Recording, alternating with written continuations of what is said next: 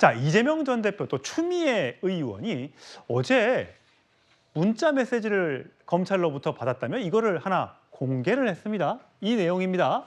자, 문자 메시지에는 통신 이용자 정보 제공 사실 통지, 조회 기간 서울중앙지방검찰청, 제공받은 자 서울중앙지방검찰청 반부패 수사 제1부, 조회 목적 수사.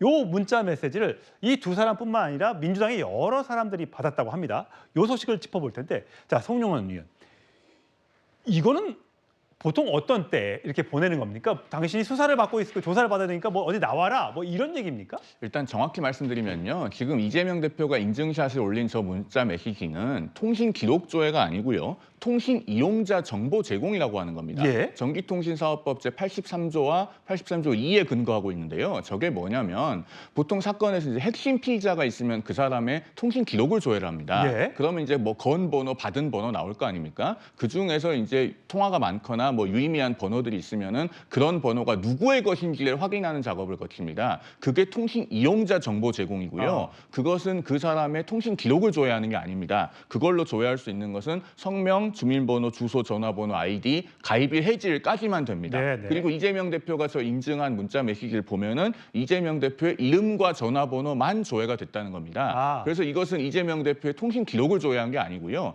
그다음에 민주당에서 저걸 논평을 해서 왜 7개월이 거의 다 돼서 통지를 했냐? 저게 1월 달에 받은 문자라면서요? 라고 하는데 예. 저게 지금 1월 4일에 정보가 제공이 됐습니다. 그러면은 법상 본인에 대한 통보는 3개월씩 2번에 걸쳐서 유예를 할 수 있고요. 그 유예 기간이 모두 끝난 날로부터 30일 이내에 통지를 하면 됩니다. 그게 전기통신사업법 83조에 2에 있어요. 그러면 3개월 곱하기 2 하면 6개월이잖아요. 다시 30일에 더하면 7개월이기 때문에 1월 4일로부터 7개월 이내에 통지를 하면 됩니다. 그래서 8월 2일에 통지를 한 것이기 때문에 제가 봤을 때는 민주당에서 저 논평을 내기 전에 법조문을 다시 한번 정확하게 확인해 보시면 좋겠다라는 말씀을 드립니다. 예, 더불어민주당에서 바로 논평이 나왔습니다. 목소리로 확인하시죠. 공안 통치를 뛰어넘는 사정 통치를 보여주려고 합니까? 이렇게 모아온 자료로 협박하고 회유하는 것이 검찰이 사는 방식입니까? 이러고도 사법정의를 말할 수 있습니까? 검찰은 부끄러운 줄 아십시오. 또한 통신조회는 올 1월에 이루어졌다고 합니다. 8월에야 통지된 이유가 무엇입니까? 4.10 총선 민심에 불을 지를까 봐 그동안 숨긴 것입니까? 검찰의 이러한 행태야말로 심각한 선거 개입이고 여론 조작입니다. 예, 김지욱 전 대변인. 저 하는 게 이제 서울중앙지검이고 정확한 부서가 반부패 수사 1부라는 거 아니겠습니까?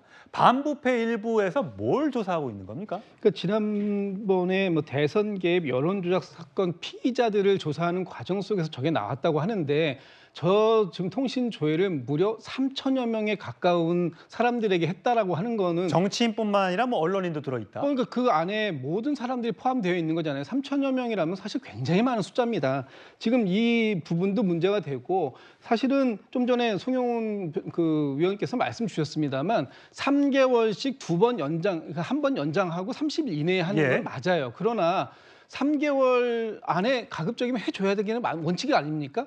특이한 그 상황이 있을 경우에 그런 상황이 있을 때는 또 연기할 수 있죠. 그래서 3개월을 다시 한번 연기하고 그것이 지나면 또 30일 후에 할 수 있는 거니까 전체적으로 보면 7개월 안에 해주는 건 맞지만 이런 것들이 지난 1월 달에 하고선 3개월이면 4월 아닙니까? 총선 기간이니까. 총선 기간. 그래서 한민수 대변인은 총선 기간 중에 이거를 공개하기가 보내기가 부담스럽기 때문에 3개월을 더 연장하고 그로부터 또 30일 지나서 7개월 안에 지금 이제서야 이제 공개한 거 아니냐 이런 이제 문제 의혹 제기를 하는 것이고요. 저는 뭐 그런 것이 법적으로 뭐 위법했다 아니면은 뭐 그런 것들을 떠나서 어쨌든 간에 이 수사를 진행하는데 얼마만큼 광범위한 사람들을 지금 조사를 하고 수사의 대상으로 올려놨었는가 하는 부분은 한번 검찰도 좀 얘기를 해볼 필요가 있는 부분 아니냐 이렇게 생각하는 거죠. 송영훈 의원. 실무적으로는요. 그 통신 이용자 정보 제공이 된 사람이 그걸 알게 됐을 때